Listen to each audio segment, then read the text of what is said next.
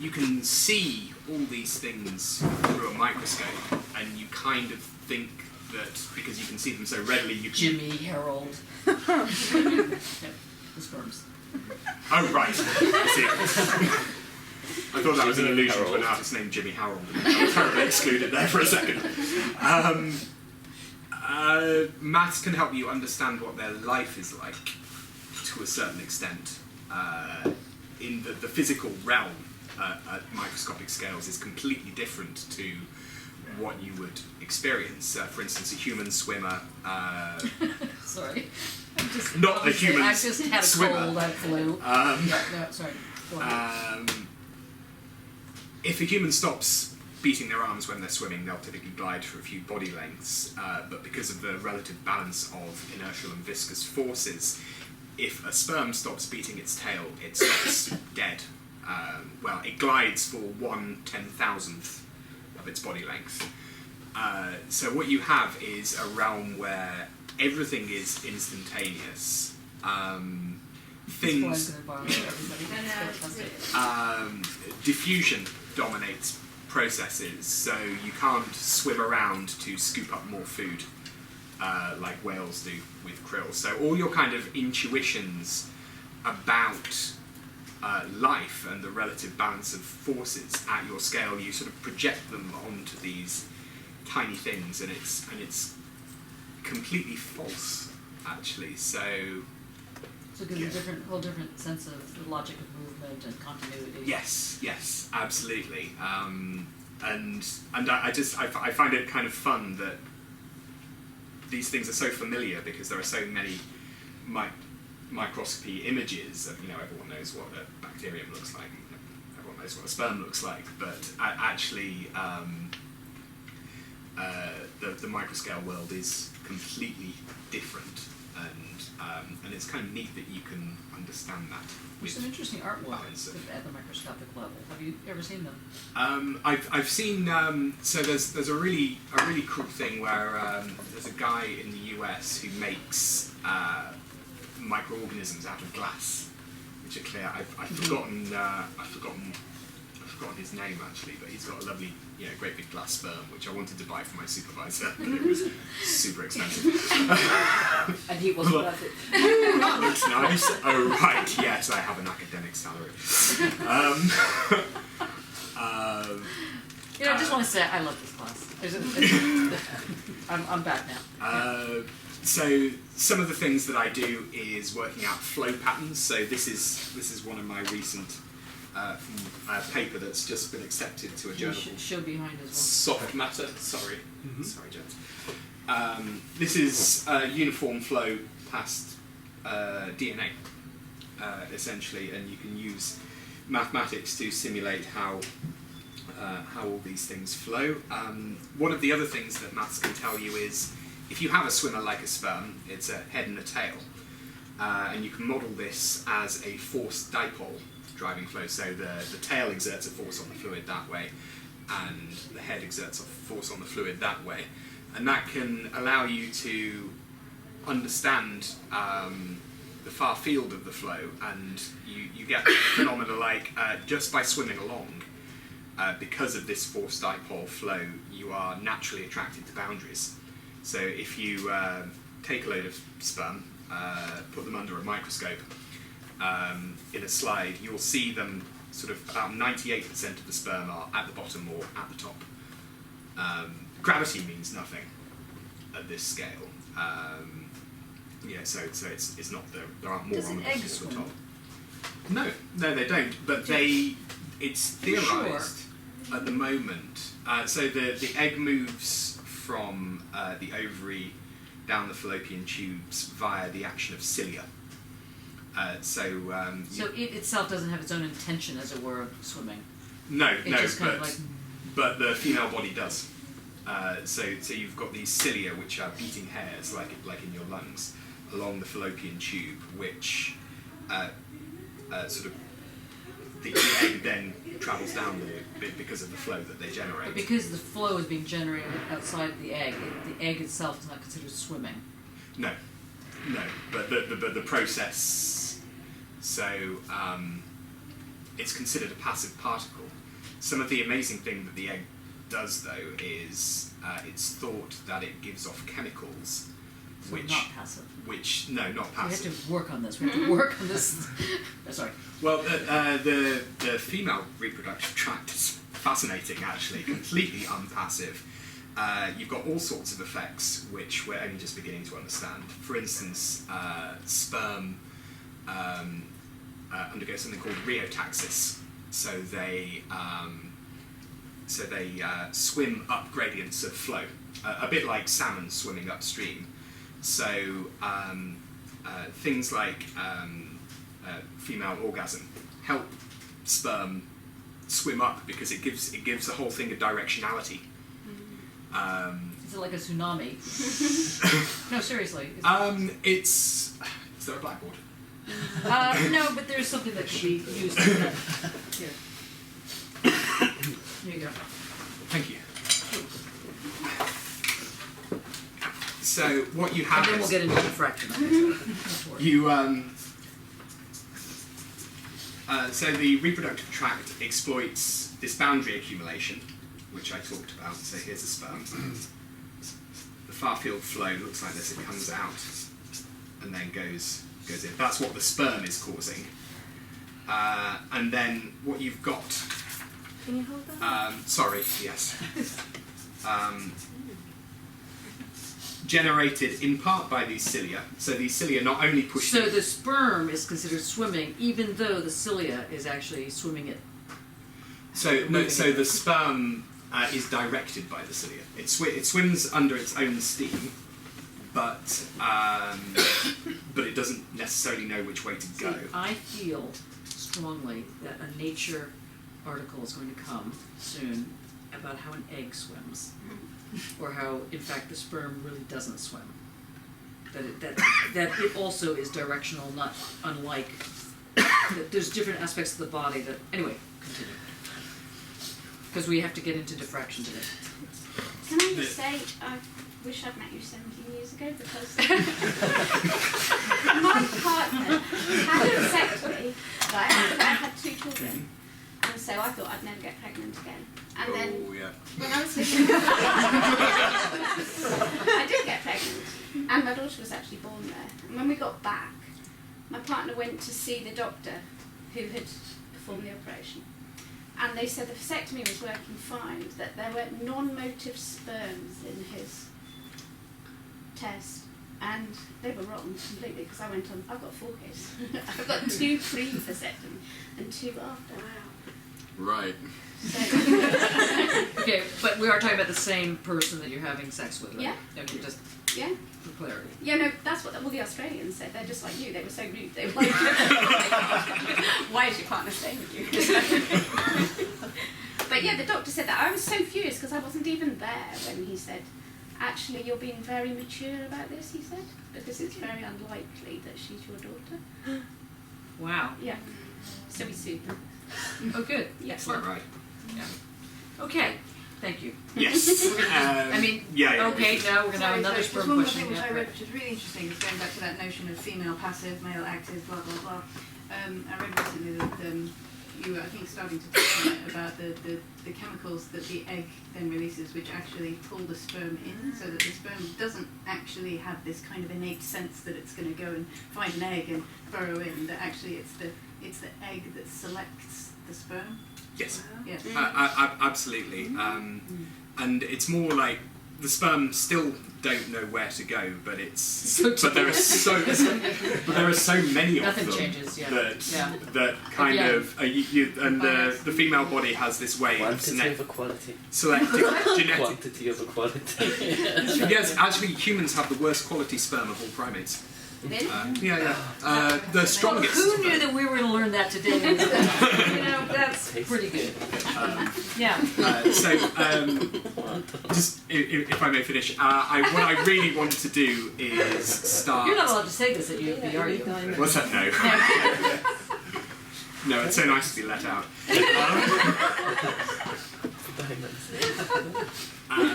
I really want to find a way to explore, to get across these kind of microscale this microscale physical world in a way that people can experience without having to do maths for ever.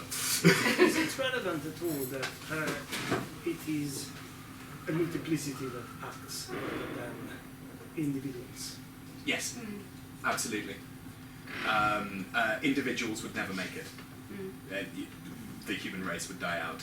It absolutely has to be a multiplicity, because there are so many things that could go wrong. Yeah, so many of them don't make it, do they? Yeah, absolutely. A typical ejaculate is around 100 million sperm,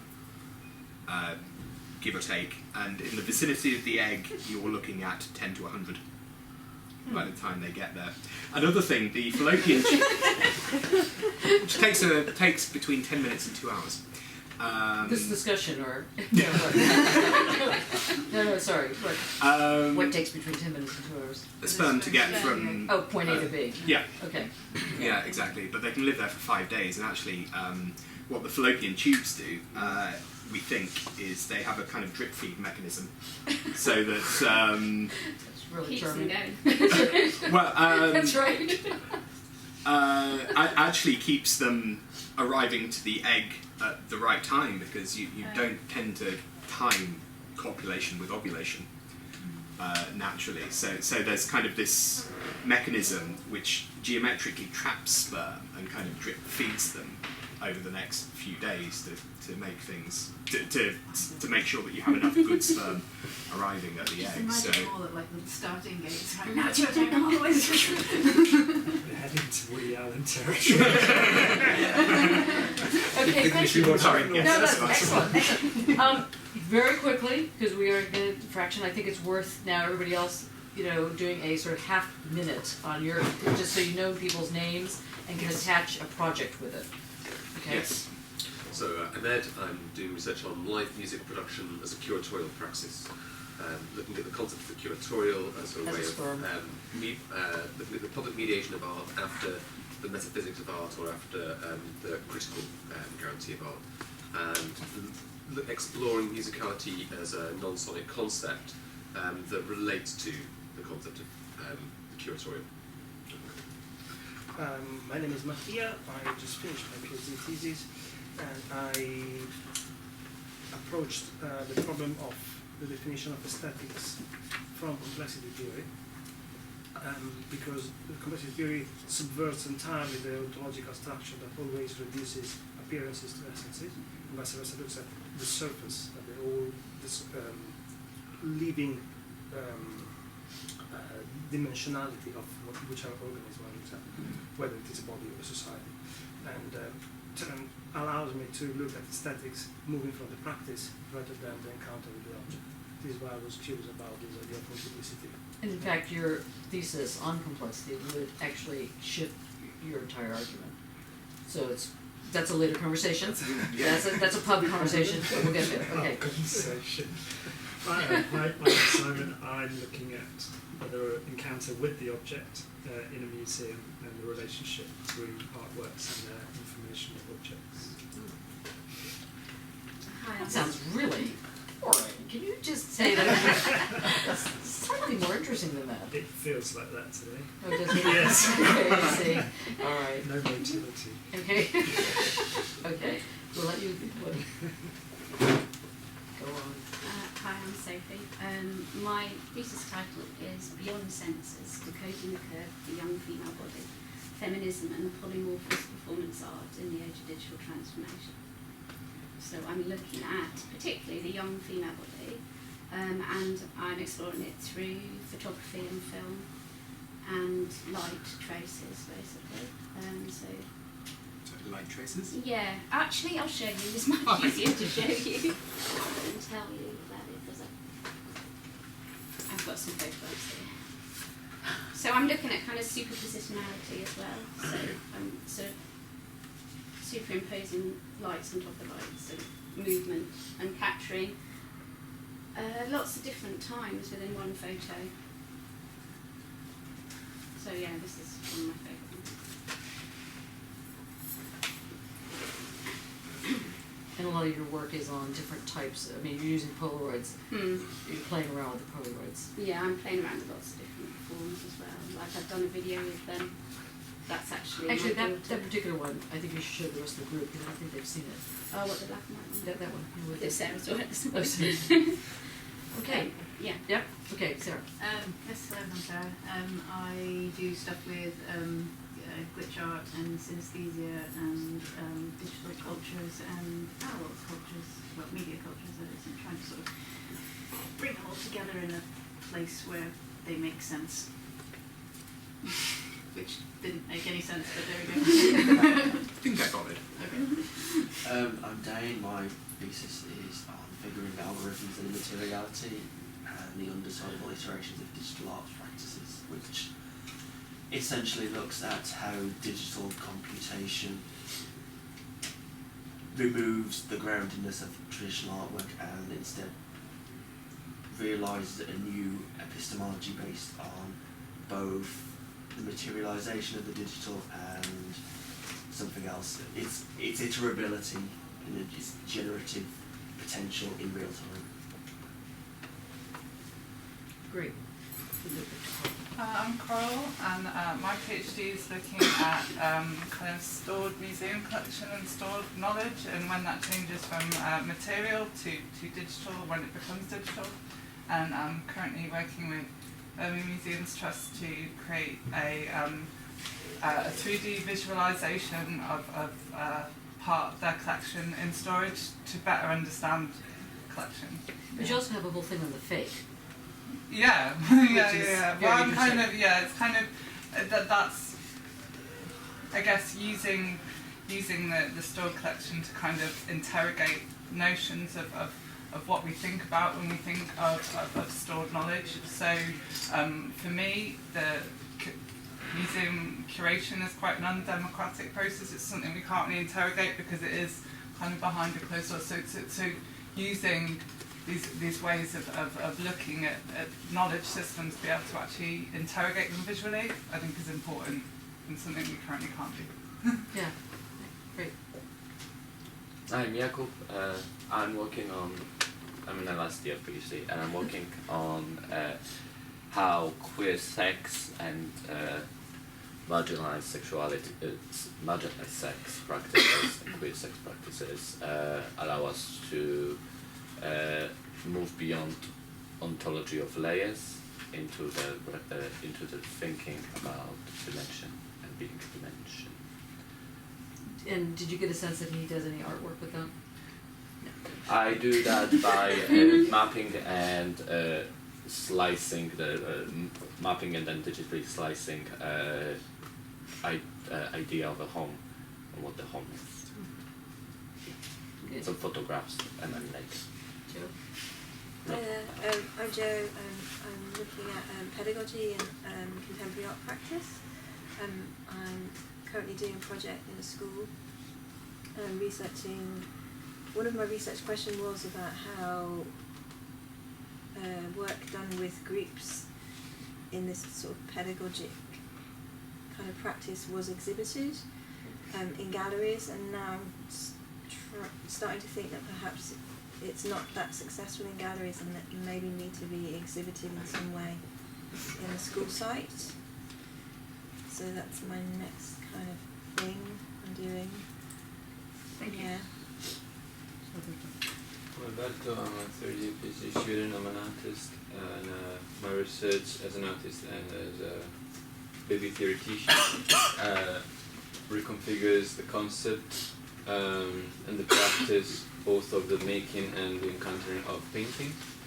And I'm also interested in how to turn the current methodology of art making and research making from its current reflexive paradigm into a diffractive one. Good. Excellent. And do you know, can you get a sense of what type of artwork it would look like? No. So my artworks, Painting. yes, my artworks are paintings. Well, you think that, but My artworks are paintings that might not be recognized as paintings at the first glance, and that is part of the fact that they can reconfigure concept of painting. Without having an essence of painting. Well, there's no essence of painting, and that's why I'm talking about reconfiguration in a sense akin of diffraction, what Karen Barad would talk about, because there's no one rule of painting. It's more of a material discursive practice that keeps reconfiguring itself and making meaning, making sense always in a specificity of a context. Thank you. Losing my voice here. I've got something to try. Oh, great. Everybody's kind of like at this end now. That's better. So, Mark, postdoc. My thesis was experiential embodiment, human immediacy, Adorno's negative affinity. So, I looked at the philosophy of Theodore Adorno. I inhabit three worlds: the world of academia, the world of art, and the world of heavy labour. I do some voluntary work, shifting furniture. Each of these three worlds have their own systems. Each has their own discursive practices that creators of bodies, subjects, souls, creates things. Each has a kind of knowledge that can track through sort of matrices of knowledge, power, and ethos. So these are the three environs where I practice my circumspect concern and solicitude for appearance and consideratedness. So I have this kind of academic world of discipline, I have this physical world of physical discipline. The art world is there as well. So there's a kind of aesthetics of life there, where we can talk about our relationships with non-human or our contribution to a community. I think it's about identifying the kind of groups we want to identify with, or the individuals we want to identify with, and what to do with their loneliness, if they're lost in them. So, yeah, so in the world of heavy labour, Monday, I went to, first thing Monday, we were on the van, we were sent to pick up some furniture at Chevening House, which is the home of the official residency of the British Home Secretary, Boris. So it's about the fourth time we've been there. It's there's a literary collection, so it's Jane Austen, Pride and Prejudice, it's capability-bound landscapes, it's Regency. Lovely place, lovely people, lovely furniture. And then from there we went to Early Road in Sevenoaks. I come from the south, and it's got a blue plaque outside. H.G. Wells wrote The Time Machine in his house, and I knew it was there, but I never thought I'd step over the threshold. And I said to the household, I have got to ask you what it's like living in a house where H.G. Wells wrote The Time Machine. But she wasn't very literary. So drafty. From there we went, so this is just this one world. I don't know what to do with these stories. I took one step down, from there was another young mum, different economic level. Next step down was another young mum at the bottom of the economic level. But that's just one world, one set of story. There's an academic world, I teach at Camberwell, and an art world. I play the guitar and paint and photography and the rest of it. Thank you. Jamu, I'm an artist and an archivist, and that's one of my images taken a few months ago. Oh, good. So that's my images. Thank you for showing that. Yes, and so my research is around intimacy and materiality, and within queer archival research. And so part of it is not what a queer archive is, but what the queer archive is actually doing. And so that's what I will be kind of exploring.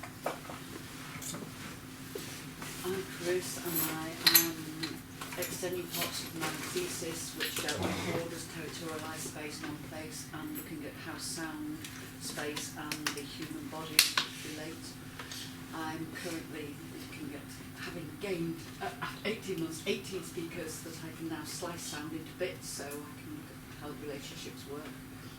Bit waylaid because I went to the In Dialogues conference last week, of which I have a little book if anybody wants it here. Oh, great. Do you want to pass it around? Where I was the resident actor, and relating it to the snippet that Dane set round with yours and what is a creative act. I did one particular performance where I, totally unseen and unknown, had to follow directions through headphones through a 35-minute performance of the man who flew from his into space from his apartment, which was quite difficult, but it also made me think a lot about how the actor sort of side of it and how this sort of sound relates when you're hearing sound in your headphones and you're speaking different lines and all these sort of dislocations. It was actually quite hard because it had me doing press-ups and lifting on benches and things like that, but it was quite interesting, and I started sort of relating it to some of this rehearsals and cinema. Good, excellent. Been quite fun, really. So you can leave it here. I don't want it. Okay. Apparently, John Hammersley had something to do with BCU a long time ago. He's now from University of Wales. Just kidding. Good. It's a very long time ago. Okay, thank you. Hi, I'm Stuart. My title, which may take on a slightly different meaning after your talk, is "And Being Off the Flows." Running romantically a British landscape. So I'm interested in. I'm bringing in a couple of sort of. So you're changing from landscape to landscape. Yeah. Okay, I caught that. Yeah. Okay. So yes, it's premised well on lots of things, but there's Ingold's re-etymologizing of landscape, where it's from the verb to shape rather than to see. But I'm bringing in a couple of models that I'm sort of using. One is the Diogenean cynic, and another one is the British romantic. Particularly interested at the moment the cynic I'm reading more about. And the main thing I think, well, one of the main things is the altering the currency, which I'm interested in sort of using with language and landscape. Sorry, I'm not sure what currency is in this context. Well, there's a literal translation that it was very much defacing the currency. So there's one reading that Diogenes or his father literally defaced currency. But it becomes something else. It becomes about altering the custom of the time and those sorts of readings. So the idea of altering the language as a currency. In Foucault's Courage and Truth, and yeah, you know, he gets into the whole question of Diogenes, and basically, if you're interested in the question of ethics and ethical community and how that operates, and one is at pains to figure out how that works in a certain sense, and it can't seem to, go in there, you know, and one can't seem to alter it, then the question is, you alter the currency. You don't if you can't alter the flow, you alter the actual currency, or there's a whole different move that goes on, and that's part of this whole dance. Great. Okay, let's begin. Jakob, you suggested a piece for us to read. Yes. And it went around. Yes. And did everybody read it? No. I didn't get it. Was this the Yeah. Yeah, I read it. Oh, excellent. Would you like to have it? What? You didn't get it? I didn't get it. Okay. Dane sent it. Dane has fallen down at the post. Well, I'm not blaming Dane. Yes, you are. Dane's emails usually get to it. Yeah, they do. I don't know what happened. Anyway, don't worry about that. Well, let's just. Stuart, can you summarize it, and Jakob can, in terms of how we're going to associate this with, you're going to be talking about diffraction, right? No, I wasn't here last week. Oh, who's talking about diffraction then? So please don't point to me. What? Mattia can be talking about diffraction.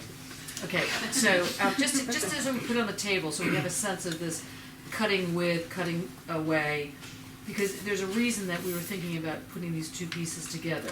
Maybe, why don't you start with the comments about diffraction and the way in which Barad sets that up, so we can at least have a basis to discuss. As a way of a very introduction to the program, we've been working on these for the best part of last year. The diffraction comes as a concept that comes from quantum physics and goes against the expectations of ontology as has been thought in classic terms, which always sees the present as reducible to a point, the original cause, and vice versa, the possibility of observing and isolating the original cause or original fundamental object, at least ideally with perfection in absolute definition. The problem that quantum physics finds is that actually the nature of the apparatus that one uses creates a number of problems, of which the two most salient ones are that there is an intrinsic limit to the unit of measure that is not just a weakness of the observer, but Planck length? Yes. Yes. But therefore is intrinsic to existence, ontologically, and therefore has a creative aspect to it, because it does shape. And when you say creative aspect, and this gets to Alberto's work, it somehow creates the matter. Yes, so that's the other aspect of so it's the mattering. It's like, what's the matter, like what's wrong, what's the concern, and also how does it act as materiality. Yes.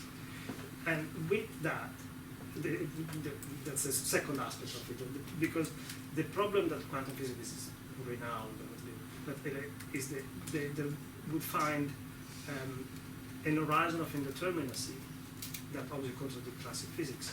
But on that, the role of the apparatus becomes very different, because rather than being a translation, it is something that, as Barad borrows from Bohr, physicist, is something that sets boundaries, install boundaries.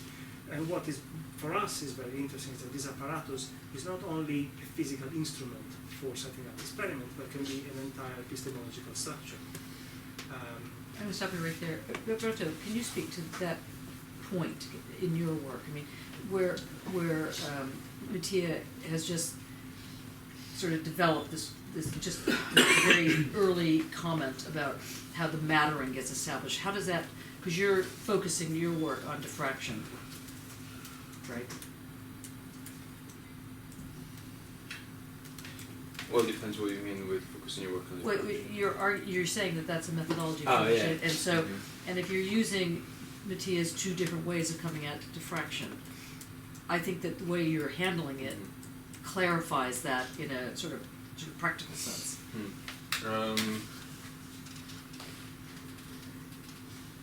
So in any artistic methodology of research that is in a context of post-objectivity, we could say, which means that you don't believe in the existence of identified entities that are independent of a context. Within this context, you cannot have axis of meaning that pre-exist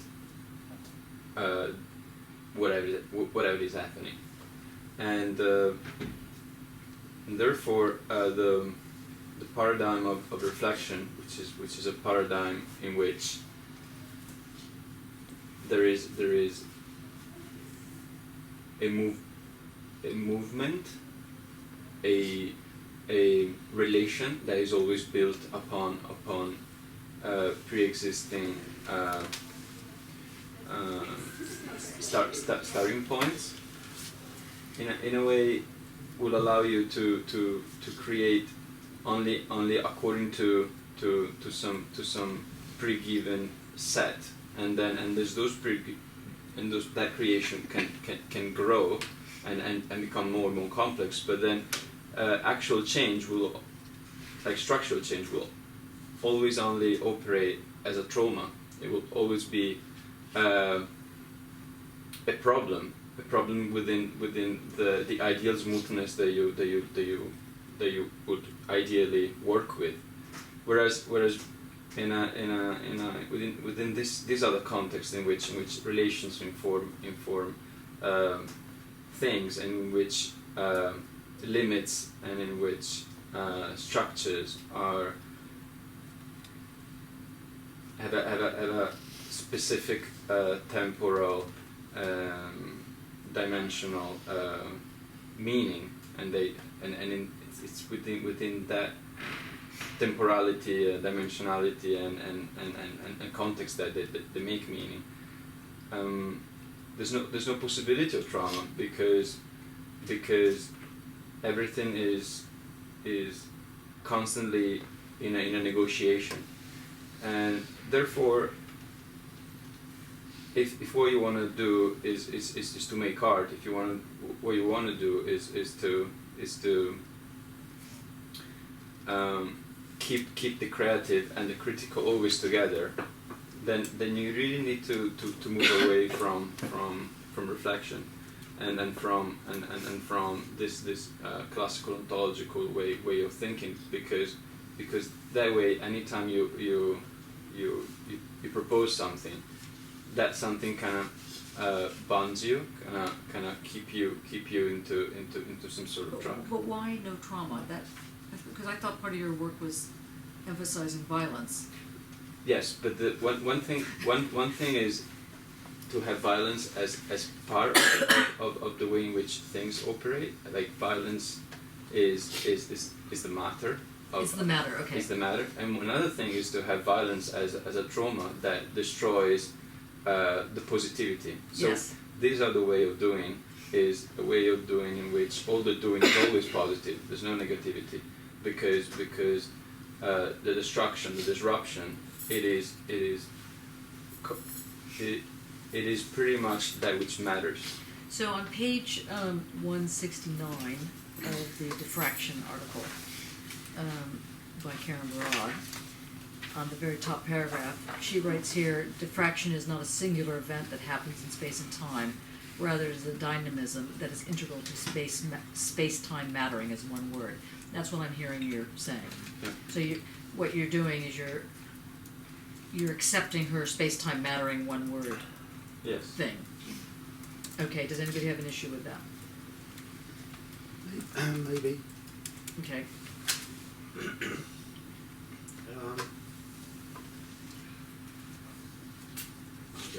It's the notion of the thing in Lacan, the thing that is outside, but in the relationship with the apparatus, there's that object that Lacan talks about, the vile excremental before it's brought into play. But in Barad's argument, she wouldn't have that outside. Yeah, and that's what's bothering me, because... And that's what? Bothering me. Oh, right. Because, I don't know, there is the vile outside. But this is saying, I don't like this system because it's not dialectic. Again? It sounds like saying, I don't like this system because it is not dialectic. Well, this system says what you mean by dialectic. Meaning that in order to assert yourself, you need to have something outside of you. Like, I'm going to stop that because we're going to go off on an argument with dialectics. I want to go back to this. Diffraction is not a singular event that happens in space and time. Rather, it is a dynamism that is integral to space-time mattering. So it's got one word there called space-time mattering. Diffractions are untimely. Time is out of joint. It's diffracted, which is annoying that she's using the word diffracted in the sentence, but anyway. Broken apart in different directions, non-contemporaneous with itself. Sarah, you want to unpack that a little bit? Like in terms of your work, like what you were talking today in your seminar. So, I mean, part of my thesis title, I'm really sort of struggling with the first part where I talked about the sensuousness of error. And the reason that I sort of looked at error was because I was looking at glitch and things like that. And, you know, in the normal run of daily life, we consider a glitch to be something that is an error. It's not something that we expect. But actually in glitch art, it's something completely different. It's the moment that is chased, in a way. It's the moment that one goes after. Yes. Not chased as in... No, not chased as in... Vagina. No, chased as in, yes, we go after it. So the whole notion of sort of... you start looking at what words mean, and so I was thinking, okay, well, if it's not error, then is it a break? Is it some kind of a... it's a disruption of a sort of a telos, I guess, of a thing sort of going through its cycle. And I thought, well, break doesn't quite work either because of the sort of the negative kind of connotations of that. I mean, we discussed it. Which is what Alberto's saying then about trauma. Yeah. Right. Yeah. Okay, so the two are saying something. Yeah. So there's this sense then that, you know, with a break that you have this kind of chasm, this space that is like to be avoided. You know, but if we start looking at words like rupture, which have a kind of a generative kind of tone to them, so that things are beginning to sort of come up. And we also talked, this sort of references Simon's work as well, where he's sort of looking at cracks in surfaces, you know, from a conservative point, that the crack isn't, it's not a chasm, it's a new surface, it's a new thing. And so the idea then that I'm sort of looking at in terms of break and diffraction and rupture is that these are all generative possibilities, which is kind of what Alberto was saying about there not necessarily being that sort of negativity about it. It just so that in my mind raises two questions that maybe Coral, you can take a run at this, or Dane. On the one hand, she's got here space-time mattering, so that's one word that has the word time in there, has the word matter in there, has matter as a gerund, so mattering, space-time, and then the next sentence is diffractions are untimely, i.e. doesn't have to do with time. So suddenly we're dealing with time, we're not dealing with time. So it made me think of your comment about the artificial insemination, but it's still insemination, so what's artificial about it? Nothing. The only thing that's artificial about it is the fact that it's not a human inseminating. That's the artificial, but in fact there's no such thing as artificial insemination. It's only always official, or whatever it is, non-artificial insemination. So, but whereas your work, Coral, thinking about fakes, and which is the fake and which is not the fake, and is something that's made in the 14th century, which was a fake of something of the 9th century, is it really still a fake because now we've got the sedimentation of history on it, and so on and so forth. So we have this sort of odd thing going on here, the space-time mattering, and that this question of diffractions are untimely. Now we've got Alberto talking about the generative moment and the way in which trauma has to be set aside. We have Sarah talking about this same kind of function going on, where you're talking about it in terms of rethinking glitch as not an error, but not something you go after, something that you're going after as well. And what I'm asking this sort of group, and Dane, you'll probably have something to say about this as well, is then how does diffraction help in understanding the singularity of that move, the singularity of the generative move? Okay, Mattia Dane. Another word, I think, concept that we have to put on the table in order to complete the panorama, which is dimension. Okay. Because what I believe Alberto presented it very well, and the notion of trauma gives a very good image for this. Again, in a linear ontology, or in the physical presence of linear ontology, which is Euclidean space, dimensions frame a stage on which events take place, while the time-space mattering is a generation of dimensions that are specific to the event. Can you translate that? Well, the apparatus, as Barad insists, creates boundaries, generates, she uses the word cut as well, creates a here and a there, according to the specificity of the apparatus. So the event does not take place on a universal and absolute state. Plane field. Plane field, the geometrical space devoid of all ephemeral characteristics and imagined as pure, but is always the present, its own present. And it can, in this sense, I was speaking of impossibility of reduction earlier. It can never be cleared and cleansed of all the details, attributes, and dirt that make this present today, now, here, now. So, when saying that, because what Alberto got into was he made the comment that what you just said gets us away from reflexivity. Mm-hmm. Can you explain what he could possibly mean by that? Well, reflexivity is the logic of a way of thinking that takes identity as the foundation. Yes, but let's think about the egg and the sperm. Now, in that situation, the way, this could be wrong, but the way in which I was hearing Tom talk about his research was doing exactly that. There were fixed identities, as it were. Well, I could see, when I don't know the details of you know, but from your presentation, one could see that the epistemological framework that supports the idea that there is the sperm and the egg is that there is an identity of human being to be generated that sits a priori of this encounter. Now, in chronological terms, this has become stratified, and this is what happened. But if one thinks of it backward, almost evolutionarily, this happens for no purpose, and then once it happens, it keeps repeating.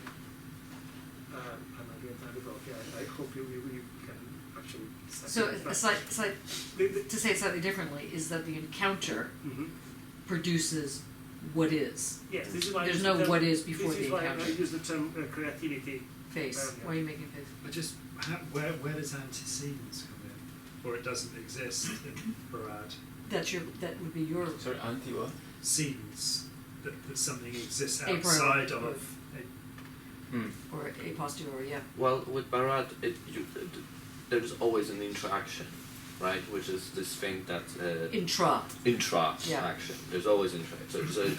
So there is no priori, identity as such, but there is something of interaction that was set up. Yeah. So there is never not something that is pure and never, in a sense, never had any event. There was something that is pure that never had an event happen, or like the interaction happen to it. Yeah. So there's never that. So everything is already in interaction, in movement, in kind of dynamism. Yeah. But is that not then? I mean, being devil's advocate here, is that not then being just a tautological statement? You're taking as a given what you're trying to prove and then just restating it. Can you make the argument? Because you have to break with how Alberto's talking about reflexivity. Can I try? With your field, I think the point about interaction is to talk to use a language in which we don't rely on the nouns, but somehow we take the verbs, the actions, and we turn them into possible subjects. And therefore, one way to look at this reproductive system could be the classical one of talking about these entities and how they do actions. Another way is to talk about the actions. So this flux that is somehow articulated through the action of the cilia, the action of that, the action of that, whatever, you know. So you start with the actions, and then from the actions you might get to the details of how those actions function in the material way. So you don't start by saying there's an egg, there's a sperm, or there's an egg, there's 10 million sperms. You start saying there is a movement of whatever. I don't have the knowledge in order to imagine what kind of movement it is, but you start with the movements. You start with intensities. You start with the functioning, and then from the functioning you end up giving meaning to the material, to the most objectifiable elements. And does that work for you? So that would be an interaction, because you start with the relation, and then the relation gives meaning to the relaxer. And you don't start with the things, and you try to find out how they combine. So doesn't that then, because in your work, your elements are not as clear cut, let's say, as the sperm and the egg, right? Seriously, I mean, they're not. There's two aspects. So when you talk about this interaction, it could easily be misheard as well. I have these two things and they're having an interaction. But what happens if you have 50 million things and they're not all the same? They're not just two different, like let's say 10 million sperm and 1 egg or something. There's two types of things. But in your case, you have whatever you have lying to hand. Yeah, it's an odd situation, but I'm not fully happy with that. But yeah, it's. But you've gone to sound for this. You've gone to the element of. Yeah, the way that sound creates a shape, which isn't there really.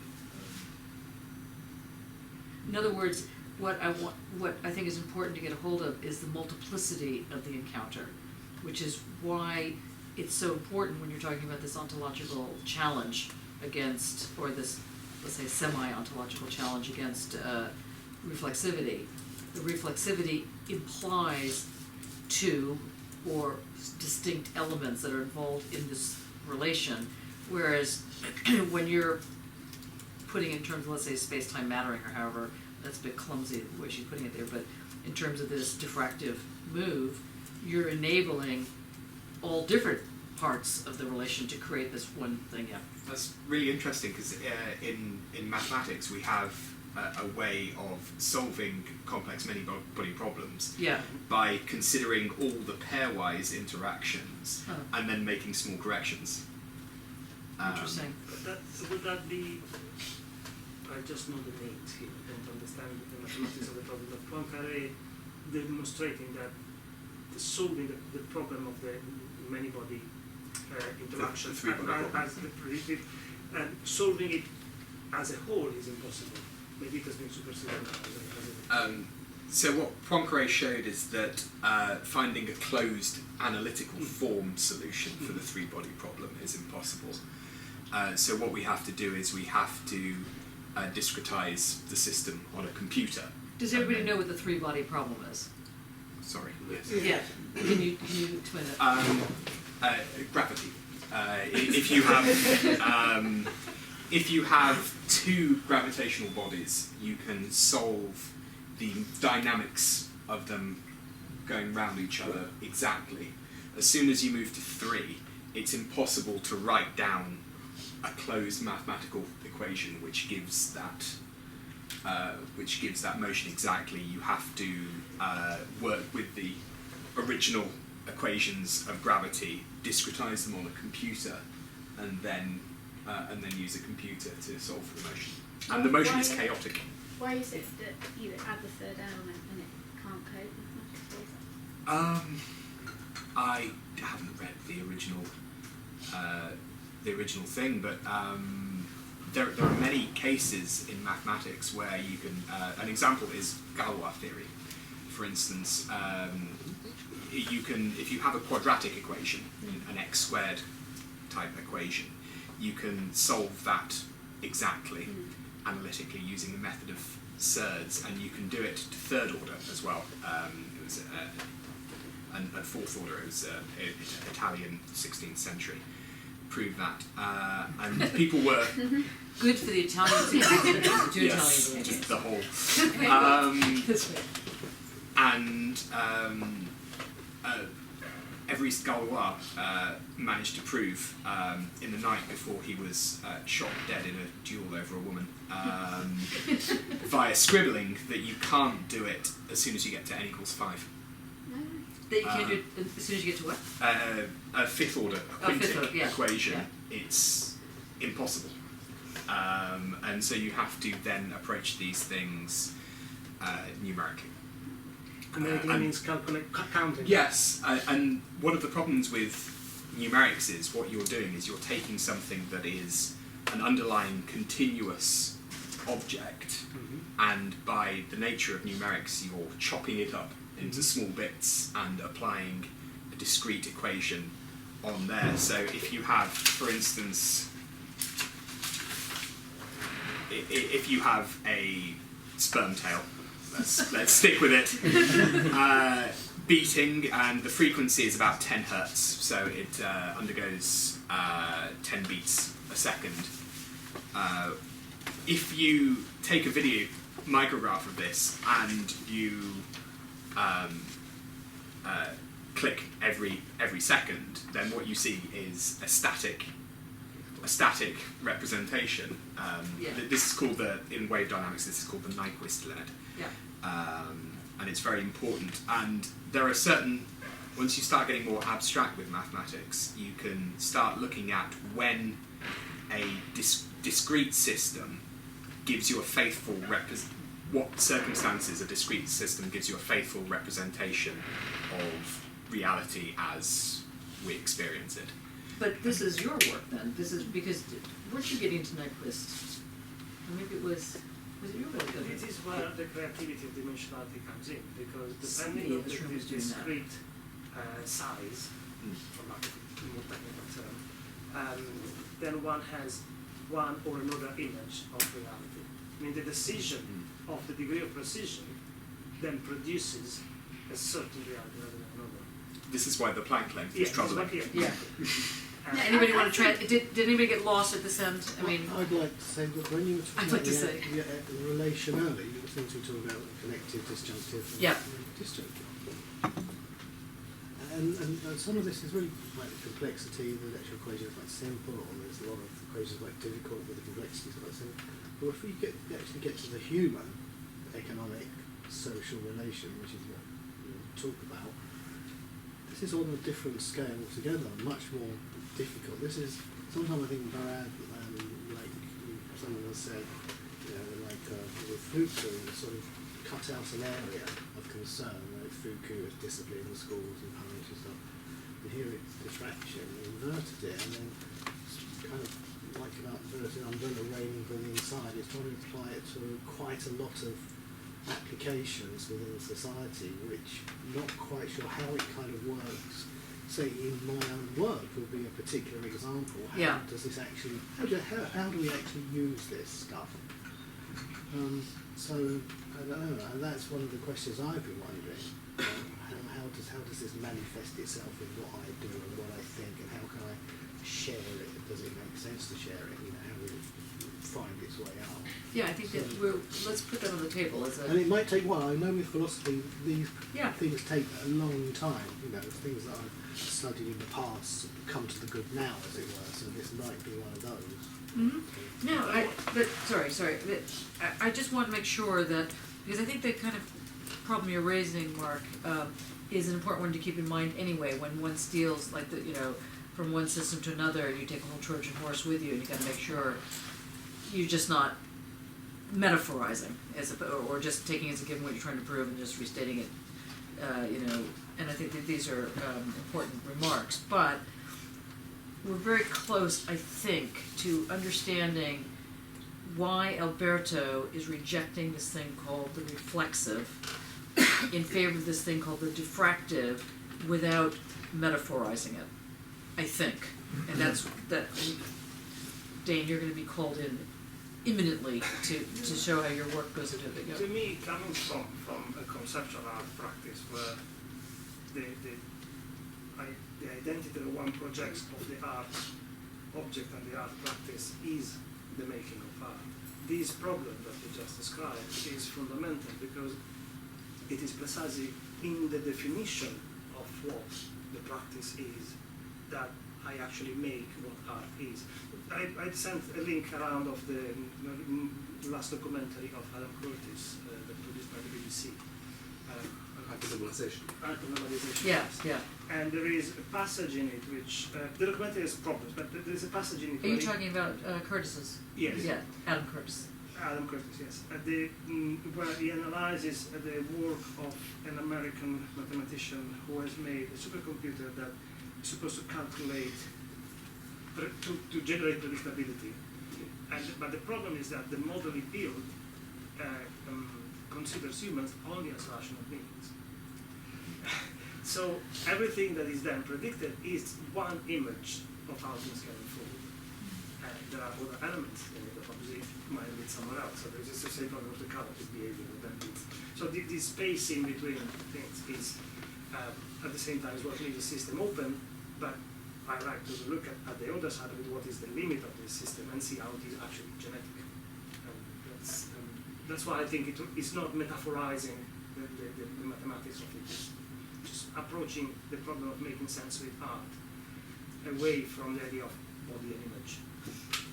Were you going to say something? Did you say it was genetic? Yes, genetic as in creative, but I like the word genetic better than simply creative because... Or do you like genetic better than generative? Generative. Yes, I use them with a bit indiscriminately. I know. We won't let that because it generates dimensions, and when I say generate dimension, I borrow from Mandelbrot, who described the factor dimension as generative rather than a container of events. But let's just go back to the sperm. So if the sperm is, let's say, if it's moving at 10 hertz a second, was it? So it beats 10 times a second. It beats 10. So each within, if you caught it at one beat, then it would look still. Is that right? If you, or it is still. What you've got is a travelling wave that right. sort of goes along like this, and if you view at this time, and then this wave has travelled to here, and then this wave, the wave before it has travelled to there, and then you view again, then what you see is, it's like you're looking out at the ocean with your eyes closed, you open them, and then all you see is a still scene, because you have an imperfect sampling of reality. And could that be, Sarah, glitch? The way in which, or maybe glitch is the wrong word, but something that is the imperfect move that gives a different...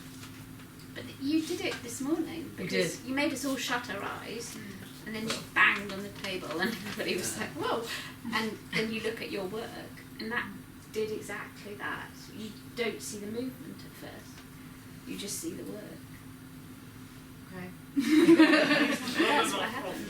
The frequency is the fact that if the sampling along the continuous movement is rhythmical in a certain way, it ends up seeing always at the top of the peak of the wave.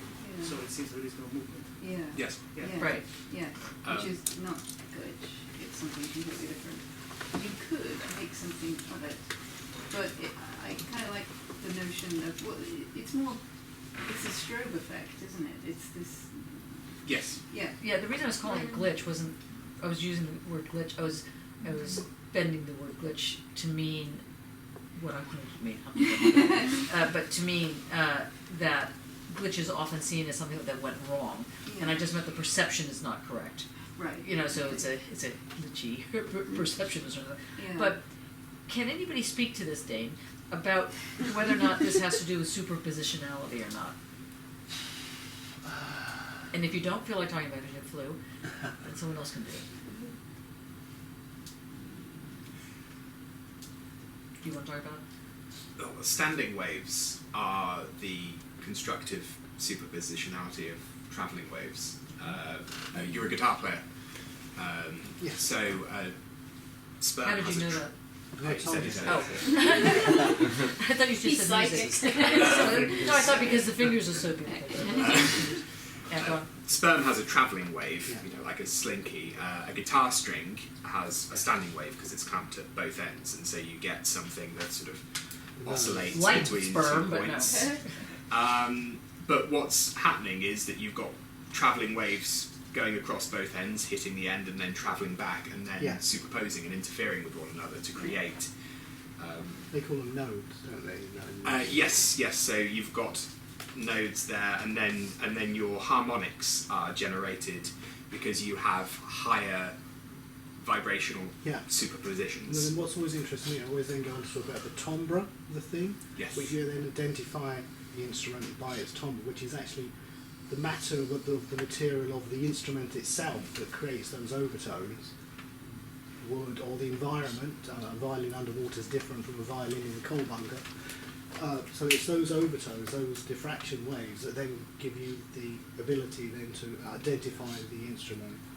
We do it with the human voice as well. And the human voice, yeah. So, but the timbre is an important bit in many ways because, you know, it's like the Chinese philosopher said, you know, the white horse is not a horse because the horse is always over there or just left the room or somewhere else. But the important bit is the qualities, not the horse. So it's the same here with the quality. It's the quality. It's the small quick convictions which is the important part within this wave function. But what's important, what's also important, I guess, is the way in which the superpositionality is working, so that it maintains. I'm hoping to get a clarity for both of you around.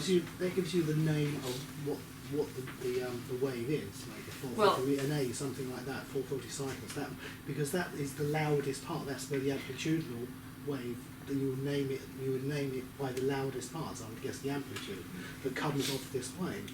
But the reason I'm sort of hammering it on this sort of and pushing it slightly in a slightly different direction than what you're saying on purpose is because in Alberto's work you were using the term reflexive in the definition, both saying this is not reflexive and then you go and say it again. I want to make sure it's 100% clear, or as clear as it can be, how you're using reflexive so that the way in which this was working does not involve reflexivity. So it has some kind of a let's say a cartography, if you want to go using a method in that sense, that's happening that requires some other move. And if we call it space-time matter, which, like I said, I think is too lumpy. It's odd. I think it's an odd term for Barad to be using because she is a physicist, so it's odd that she would be using such an awkward way of proposing it. I find it odd because although she's coming at it from a quantum physics perspective, if you look at general relativity, matter distorts space-time by its very presence. So yeah, I don't know why she's calling it space-time. I find it jars like, with me. Yeah, it needs an editor needed to come in there very gently and just rip that word out. You know. Can I say? I think this piece, which I've called Mobius strip for obvious reasons. Ooh, lovely. Sort of talks to what you were saying about where he was interacting, because it's basically just tracing the lights of the dancer, so you can see her in different points as she pirouetted across the room. Yeah, and she was wearing that corset up there, which lights are. And I have a simple one. I have another. Okay, let's not do one up. So I think it's sort of talking to superpositionality as well. And how? How? Explain what you mean then by superpositionality. Well, the way I see it from my work is that I'm capturing lots of different moments in time and making them into one still image. So you've basically got the movement from one side of the room to the other. But you're not talking about superimpositioning. You're talking about superpositioning, right? Yeah. Okay, so that's very different. Okay. Because yeah. the imposition is it's not layering, but it's yeah. It's like a thickening of a surface. Yeah. No, I'm not talking about that. Okay, good. Alberto? What? I thought you were going to say something. No, it's just that I still think that you're talking about superimposition rather than superposition. I still don't understand why the layering of time is not superimposition, because to me it's precisely the definition of the layering is superimposition. What I would question about it is the fact that you're making conscious decisions to put these different layers together, and so it's still sort of contained, whereas, and I could be wrong about this, but the way that I see superposition is that we can't possibly know what's contained within it until the wave function collapses and it resolves itself into a thing that we can see. Yeah, but I'm kind of photographing blind, because you don't actually get to see it until you press the shutter and do a long shutter speed, so you don't actually get to see the photo. So it implies that it's superimposition, but in fact you're saying it's superposition. Yeah. I think then it's a matter of how you propose it, because it depends on how you explain it. Because if you put the stress on the layering of time, you put in the stress of the superimposition. Yeah. Because you know, like to steal Yakov's terms, would be the palimpsest, not the palimpsestus. Yeah. Palimpsestuousness. Sorry. Yeah, in fact, I was going to bring you in. I mean, because the piece that you suggested for us to read alongside this, I thought was quite an interesting suggestion. I mean, for me, I guess I was crying and reading that piece for some reason. I was on Saturday and I was reading Diffraction, and I was, on top of it, Foucault comes into the play, because for me it was mostly I don't know, the kind of mattering this kind of mattering that was going on in that piece. You know, there was this different mattering. There was multiplicity of what things are rather than what thing is. So it's so there's a plurality of the is. Yeah, there's like a kind of fireworks, you know. So they all kind of create set up certain of multiplicity. That's why I was thinking about this piece, you know, in a sense, and mattering. What is that matter? Because I guess. And what's being a kind of basic question then is for everybody is then what's the mileage one gets by using the word mattering as opposed to matter? What is it that is helpful here, or It's the gerund. it's the gerund? Yeah, that's true. But why is the gerund useful here? It's where the generative sits. It's the doing.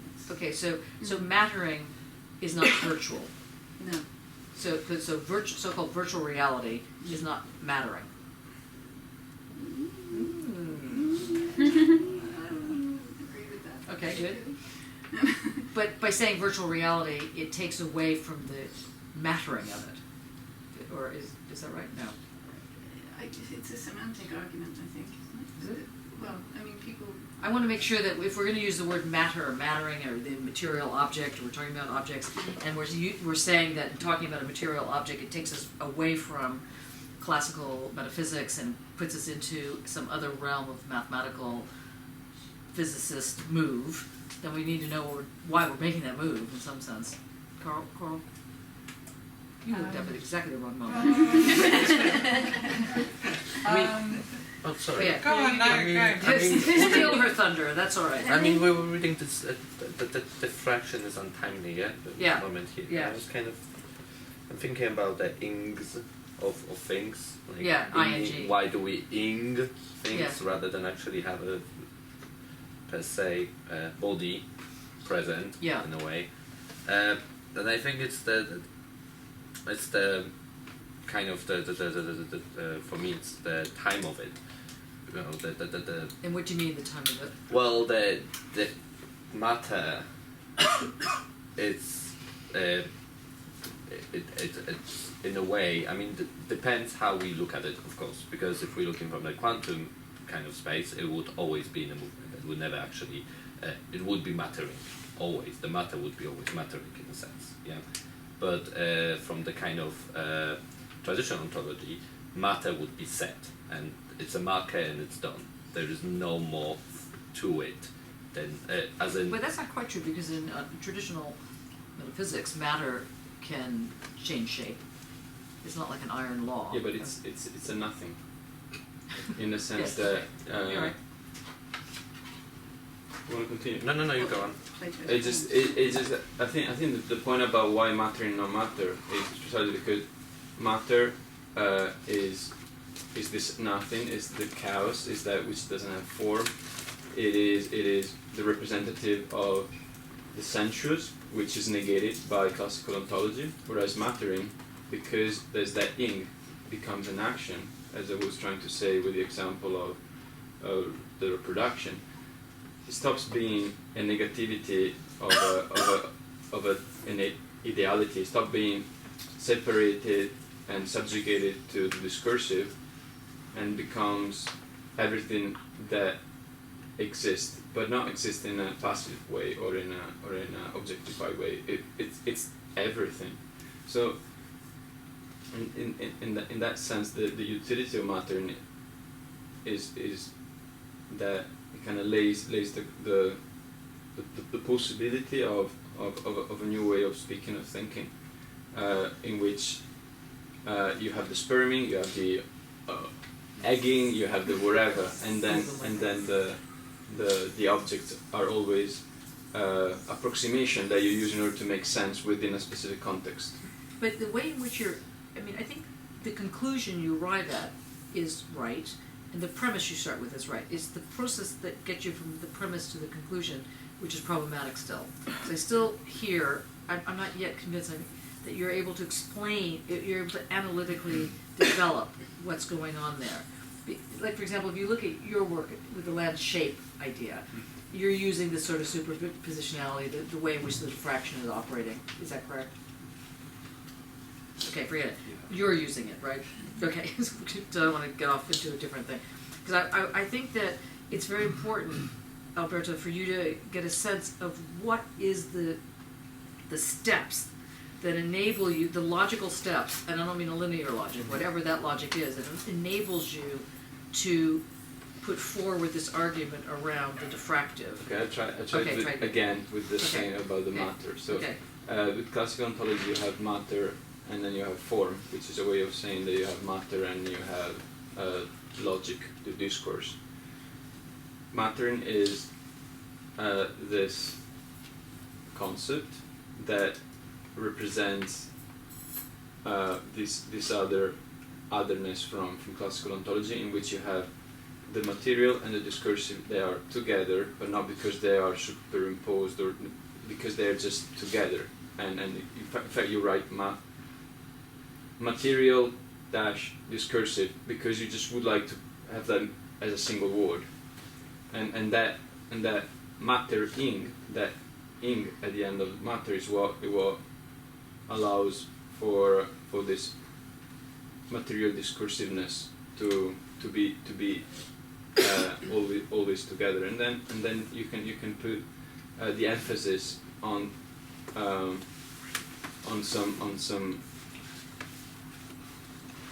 some cuts at some points because you have reason to do that, but it's always in situ. It's always within a context. Is that enough? Not yet. I'm getting there. I think that the matters expression that Barad comes up, which is poetically very strong, which creates a very good image. I unpack it as the notion of ontological emergence.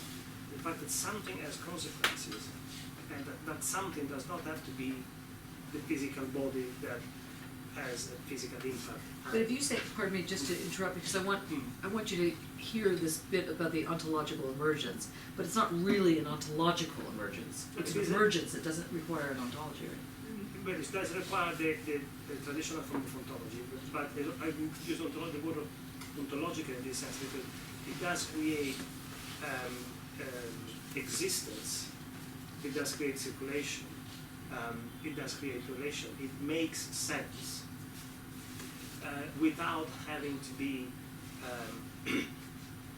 generated by cause that can be pinpointed. Which is the self-reflective, which is a reflexive issue. Yeah, okay. And the whole idea of post-truth that starts being questioned at the moment, especially in the light of all the false information that's been willingly circulated in the recent political environment, nevertheless has effects that then produce more effects, and people end up voting one direction or another. So this makes a situation emerge, although the origin is not the traditional origin, which is a tangible cause that has a pushed body physically. It's not there, it's a fake one, it's just an image. But rather than going back when I say the origin was fake, therefore the effect will be fake, we are dealing with real effects. Do you see where that fits into your work? Yeah. Can you repeat that again? Because it's very important for Coral. The fact that the initial input is a false bit of information would have been rejected if we always want to relate an image to a body or an effect to a cause. But we can have, and it happened recently, that the fake bit of information, the falsity, the complete simulation of an image without the body, has created real bodies, has created real consequences, hard consequences which we are all experiencing now. So this is what I call ontological emergence, because it makes something real. Did you say ontological or ontological? Ontological emergence. It makes something real without there to be the need of the solid, tangible cause that Newton would have wanted. Right, so you have a post-Newtonian move. Because see, I kept hearing more Newtonian physics in this. This is very Newtonian. Okay, and because of the length scale. Yeah, and it seems to me that you don't have to go there. you can set Newton with all due honors. Buried him, get rid of him, in a certain sense. He was an awful human being. Was he? Yes. I do have the backstory on a lot of these people. Yeah, a few of them. Yeah, actually, he basically sold his own young female cousin into a marriage with a rich, old, horrible man to further his own career. Oh my God. He also threatened to burn his parents' house down when he was a teenager. Just told them he was going to burn their house down for some reason. Don't teenagers always do that? Wow. In the 16th century. As master of the mint, he never forgave anyone for chipping away at the currency. He executed them all, which is very rare. Yeah. He Deeply unpleasant killed man. them. He executed them. Yeah. And John witnessing the execution. Yeah. Oh my God. Deeply unpleasant fellow. Wow. Brilliant mathematician. On the one hand, on the other hand. Correlation is not causation. Okay, so Sorry. the reason I'm saying that is because if you would just let go of your Newtonian love for the mathematical side and start thinking about this in a different kind of superpositionality, I think you can have a very different relationship to the sperm and the egg. I mean, that is, now there's a quote. Anyway, we just let that lie, because let's go back to your fake thing, because that was the thing you started with way back when. Yeah, well, I was also just thinking about this sense of glitch, because I was thinking about what you were saying about, at 10 hertz, if you take a picture every second, it remains static, and I was thinking about what I was saying the other week with the live coding. So that comes in at, the computer's meant to be, the computer's running algorithms saying, this object is going to rotate in such a way, and then with an audio input, it's going to increase in scale, and we know that, and we can track that mathematically, and then we know that the computer's going to send this out at 30 frames per second, so we can predict what that might be like. But because of issues with hardware and software, with how complex this algorithm's getting, the computer might start to lag, so we don't know if it's functioning. And essentially, that's glitch. But there's a moment at which we say that's glitchy because we can see it, but essentially all of it's glitch. And I was thinking about, because I was doing these laser scans at the museum, and there's a typewriter, and it just became this amazing, weird sculptural mess, because the lasers were just like metal and little bits, and I can't cope with it, and I'll send it to you because it looks bonkers. And I was like, that's a glitch. Sarah, send it to Sarah. But every single one is glitch, because it's covered in glitches, because it's not perfect, because it is a virtual take on reality. We just can't see it. But it's kind of like, I'm trying to sort of bring into it that word untimely. So that becomes, so when an exterior sort means that algorithm works in a way that we can't predict, it becomes untimely. What's interesting about the sort of, so what's interesting about the untimely aspect of a machine that then glitches is that, a machine will do what it does, and it will do what it's told to do, and so any kind of lag or glitch, or you referenced the fact that it's a representation, I guess, of reality, and that all of it is because it's made by humans at some point. So the lag that you're experiencing when you're live coding is down to the programmer who made the program that you're using. You used Fluxus, didn't you? Oh no, Cyril. Yeah. Which I couldn't get to work at all. My computer just didn't like it. It was like, nope, do something else. And so there's that element of it. The people who programmed the robots to make your laptop.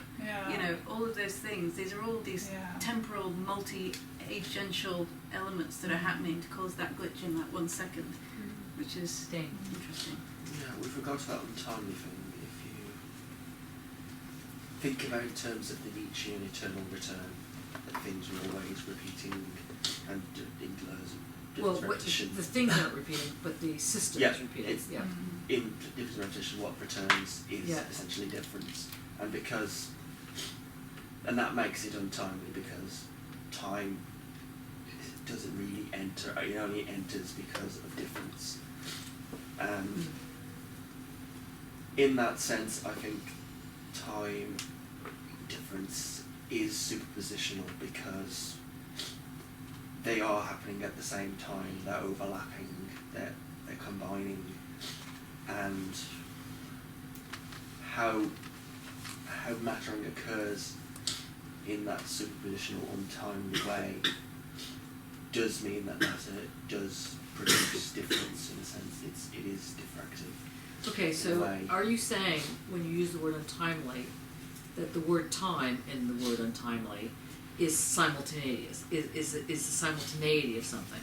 So that it immediately, so it's not really talking about like at 2 o'clock this is happening, but that the timeliness of something, or the fact that it's untimely is untimely because it is both durational and simultaneous in the same shape, the land shape moment. That it creates a space, it creates a place, not a space. And that's because it's repeatable, it has repetition, and that repetition so it's found on difference. But that difference then is a kind of porous boundary. Yeah. Because you're into the boundary thing. So, you know, so it's just, what are you going to say back there? Well, I was trying to understand and I don't know if I do. Go. It will make sense like, you know, next year. To me, it sort of speaks to Bart's notion of the kairos of desire, because he's using kairos as the opportune moment, the absolute moment when you have to press the shutter and take the photograph. And he says that kairos can be exchanged with chronos, meaning time as well. And that's all I can say on this. Can we turn to A Man's Secrets? I want to, because I think it was a very peculiar juxtaposition. Did anybody read this other than three people? I should go and meet my family. Okay. But thank you for having me. You're welcome. Thank you everyone. 7 goes till 7, so just so you know. There's a very interesting classical experiment to do with that, where you light a match in front of a TV and it's got the camera is feeding back into the TV. So email me. Like a feedback loop. Yeah. But a visual one that glitch grows with time. It's very beautiful. I do that with kids, they love it. Okay, so you know. You know Martin Reinhardt. Do you know Martin? He did the TX Transformer and a lot of very strange space things. He has this experiment going on. I'll get you his website. But thank you for coming. Okay. No. It's edifying. Thank you. Yeah, you're welcome. Is next week the Christmas thing? Yes. Why? No. Do you not want a Christmas thing? No, just to check it. Yeah. You said that so damn that you just like, are we all in prison next week? No, just no. Will you come? Yes. Okay. I know you're boycotting anything that isn't about work. No, also anything that's about. Thank you very much. No, it's really Johnny, also a quick question. Bye. Thank you. Just a quick question. Is there staff party this year? What? Like a Christmas staff party with the Yes, apparently there is. And are we getting a punch? Are you getting a what? Punch? Punch, yeah. Fruit punch. Yeah, fruity. You know, we get the other alcohol. kind of punch as well. The one that we have every year. Weren't you invited? No. Okay. Yeah. All right. So it's. I'm never invited. I just show up there. Okay. I think it's either on the Wednesday or the Tuesday. Let me tell you exactly when it is. The one with the punch counter. Yes. I don't think they're going to have a punch out this time. Oh, really? They're Oh. cutting corners. No. Everybody's so upset. Not really. Let me just let me see. Christmas. Yes. Yeah, okay, so the Christmas party is on, is right after the union meeting, where people are very concerned about what's going on at school. So, the union meeting's at 4:30 on, in room G01, I guess is the lecture theater. Yeah. And I think the party's there too, so a lot of happy people. So That's a master's stroke of scheduling. well, they kind of did it on purpose, I think. Sorry, what day is it? So what day is Tuesday. it? Tuesday. Next Tuesday. What time? Are you not doing your MA class then? I am. It's at 6. Oh, what time's the party? Well, the MA class is going to be a drinks party. Oh, okay. You know. That's cool. I'll come to that. As will this one, but I'm always worried, like I've always said before, every time we have drinks, the discussion, so, well, it's very good. Well, you mean it degenerates? Yeah. Or, yeah. I can't seem to find Christmas party, that's too funny. Oh, that's for a staff party. I can't believe we're looking at this before we get to the secret. Anyway.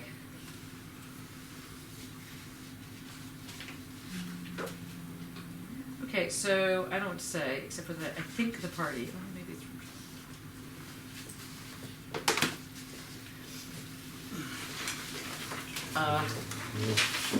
you coming back? Yes.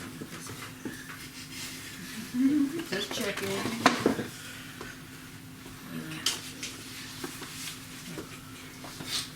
Okay, I'm sorry, I can't find.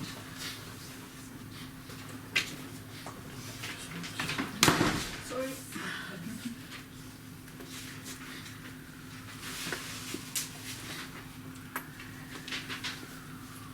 Not sure what's happened to it. Anyway, the party is on the Tuesday. That's the party. But there might be. Let me just find where it is.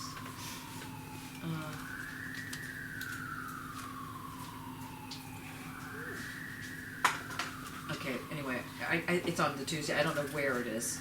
I assume it's sort of either in the lobby or here, and you all are, of course, welcome to go. In fact, please come.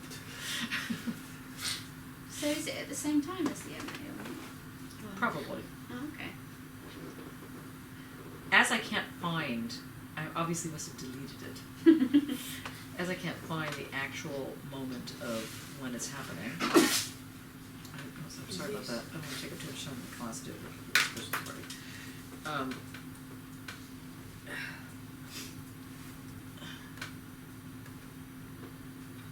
it doesn't seem to. I'm sorry, I don't seem to have the Christmas party details. I'll find out, but I'm pretty sure it's Tuesday. But anyway, what I was going to say, while we're having a bit of a break, is that next week will be the last meeting of this term. And in the spirit of the last meeting of this term, normally people bring things like alcohol or, non-alcohol or cookies. Or sorrow. Or sorrow. Great. Thank you, John. Something. I don't know. If you don't want to have a party, it's also okay. We can also be, crabby and stuff if you want. I'm good with that. I'm good with being crabby. No, I have to have a party. Okay. Okay. So he'll be the one person who's partying. Simon in the background. No, Simon, you're not going to party. You might party. Okay, so let's go back to the secret. Or did someone want to say something else before that? Well, I was just going to ask about entanglement, where entanglement sits with untimely, or whether they're completely different things. No, I think that's a very important point, which is why I was bringing in the secret. Because I think that by looking at this piece that Jakob suggested, Jakob, do you want to introduce the piece a little bit? Or say why you brought it in, or did you just bring it in because you happen to be reading it at the same time? And partially, yeah, the fact that I was reading at the same time, and it kind of merged for some reason. I'm not exactly sure why it merged, but it was. It reminded me of a creative act for some reason. The video. Reminded you of what? Sorry. What is creative act? The loose video that I also suggested last time to watch. His talk. Yeah. It reminded me that a little bit. It kind of somehow came together in my head.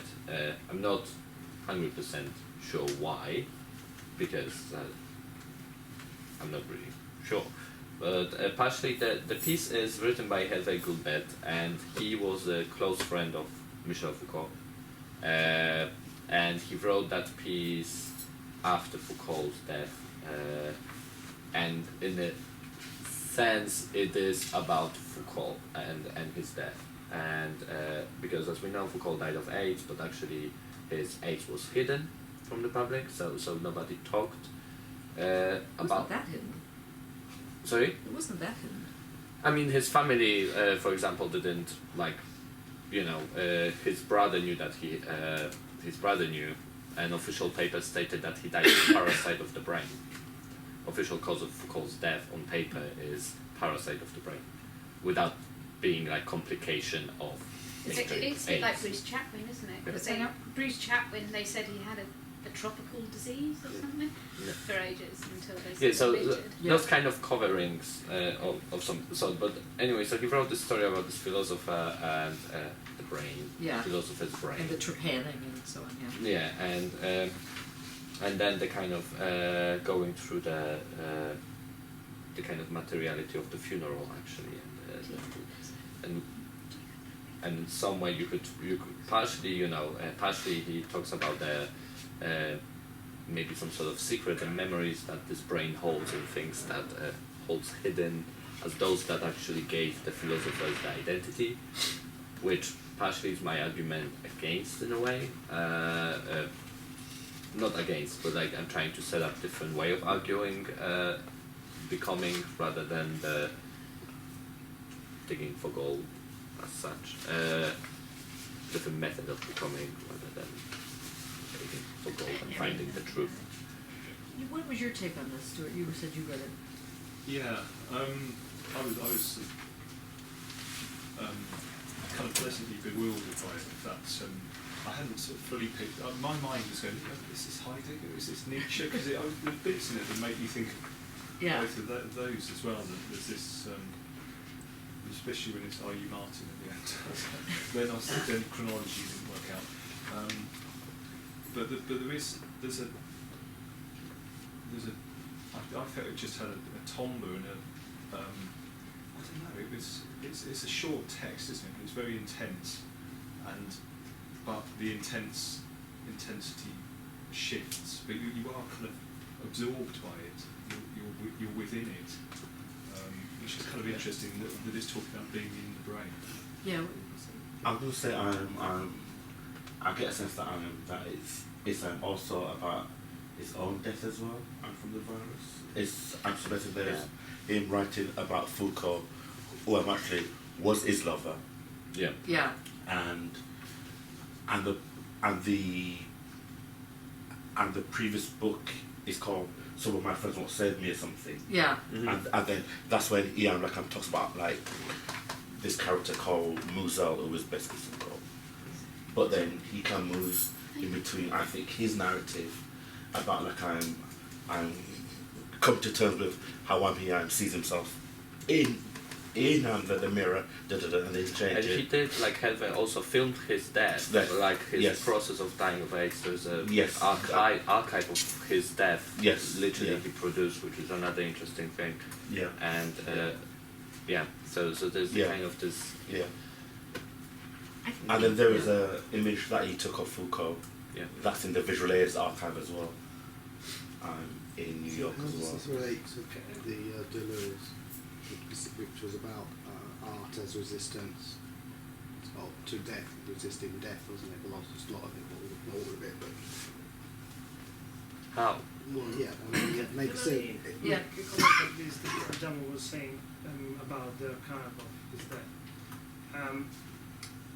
I think, you're working on a culture. It's absolutely legitimate that comes first as a point of reference. But in the light of what we've been discussing of the apparatus, the genetic logic of dimensions, I think that the documentation, the action of documenting that seems to produce an archive and therefore a representation of something, and we know how complex the concept of archive is, could actually be approached as narration, which means installing a pattern there, and therefore giving presence, visual presence in this case if there are photos or filming, to something that it cannot be easily assimilated to representation.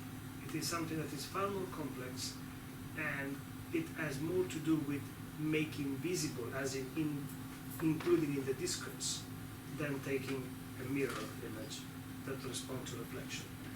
Well, yes, I mean, this is why I wanted you to talk about it, because in a certain sense, this piece it's not the content of the piece, it's the whole of the piece. It's as much of a painterly piece in a certain sense. The whole thing is doing something. But that's also what Barad for me does. But exactly, that's why I was trying to get someone to say that. So say it. I mean, yeah, I wish I'd read the Barad bit, the diffraction article 2 years ago. But I'm sorry. I mean, when it was published 2 years ago. Yes. Wasn't it? Yeah. My piece is in that same journal. Is it the same? It's not. Yeah. But just the way she's playing with the situation of an article, playing with the situation of a. I mean, I didn't know the backstory of this, but it still has. But you don't actually need to know the backstory. Yeah, it's a different way of it moving. Yeah, just like you don't need to know the backstory of all of quantum physics, although it helps. Yeah. But the way she's putting in the other commentators into the piece, the Trin Min Ha. Yes, you know Trin Min Ha. I don't know. It's a very interesting book. Yeah, there's a couple of down there. So what about the Deleuze? I'll try and speak. What about the Deleuze? What about Deleuze? Yeah, I mean, a lot of it is about. Some of it is he says that art is resistance. Active resistance. Active resistance, and it's death. Well, for example, we have this Deleuze book right here. So Deleuze's death is that binding that can be the difference of repetition. It's the binding, isn't it? It's the Freudian can be the Freudian creation of forms and stuff. Anything that binds and stuff. It's like the second layer of time in Deleuze. But it sounds like I mean, I could be hearing you wrong, but it sounds like what you're suggesting is that Deleuze has a position on art which is around resistance. Step one. Resistance, the resistance against death. Death is the binding. But he doesn't have that position. I mean, that you're taking as a given something that is, I would suggest is not the only read, let's say, of how one would look at his. What does the verse say? What does the verse? How did that speak to anyone else? For me, the video, and again, I don't know why it kind of made sense at one last week. Yeah, like that's the thing. I don't know why it made sense last week, but for me, I was reading Deleuze and his death that he actually. I read it as time, or like chrononormative time, or some kind of chronos. It's like contraction and habit. We're back to contraction and habit in the binding effect of the death. The binding is the contractions, the habit is the form. But you see, I say this very respectfully, but this piece is not about Foucault's death. This piece is an art piece that, takes its materiality from Foucault's death. It's a poetics. It's art writing or something like that. If someone, like for example, everything in Deleuze's content is this contraction. So everything is a contraction, like a superposition. Like everything is a contraction in Deleuze.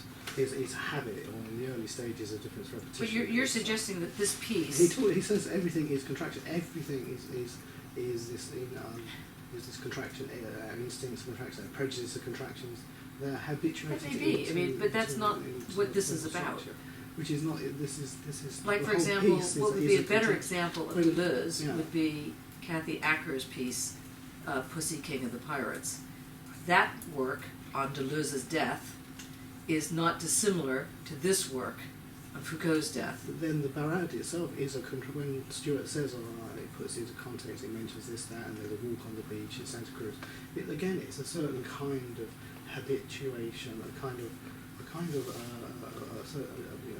contraction into a certain, as you say, a whole piece, relational wave that it's not an aggregate as such, and an exchange that is going to be superpositional, but I don't know, I was really interested in the Yeah, I think that in Barad's piece, but this is just maybe someone else has something to say about this, but in Barad's piece, she's not an artist, or she's not a bad writer, but she's not a great writer. So when she's writing about the Santa Cruz thing and trying to use this in the same way that the brain is being used here, or the philosopher's child, and the way in which it starts shifting, and this kind of the rhythms that start getting generated. She wants to talk about how those rhythms get generated, so she actually literally talks about how the rhythms get generated.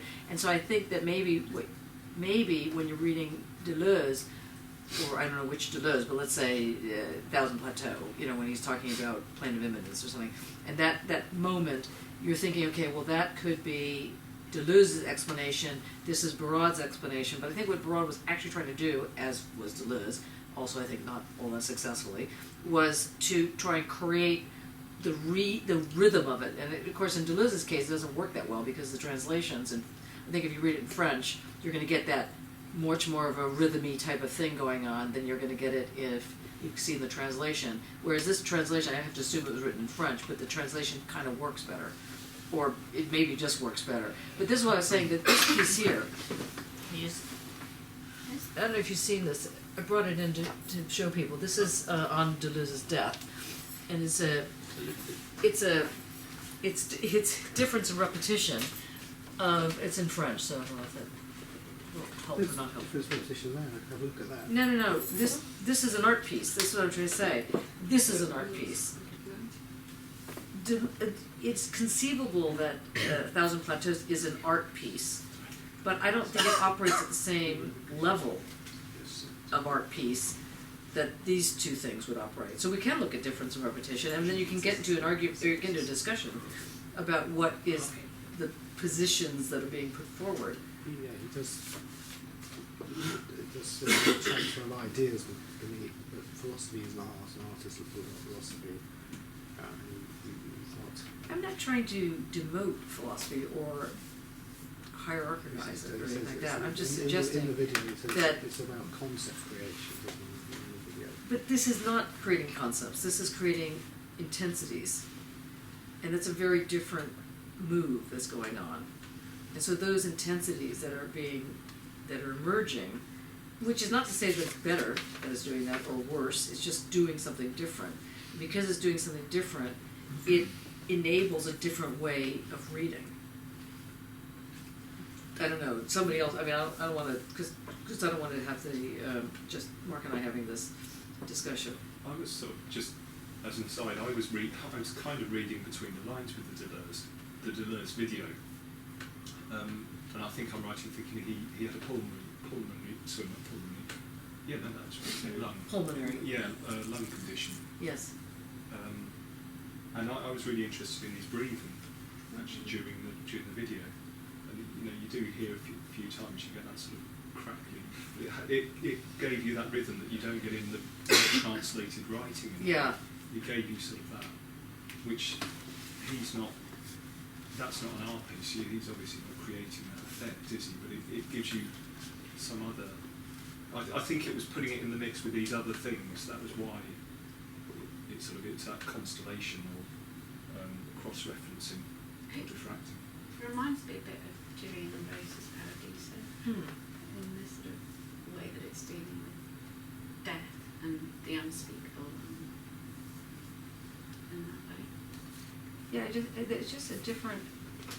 It's not to take away from philosophy having a techna to it, or even being techna, but it's to say that, like in the Gillian Rose move, you're having in Paradiso, you're having a different entity being put forward, something like that. I think someone else has to speak. It's like.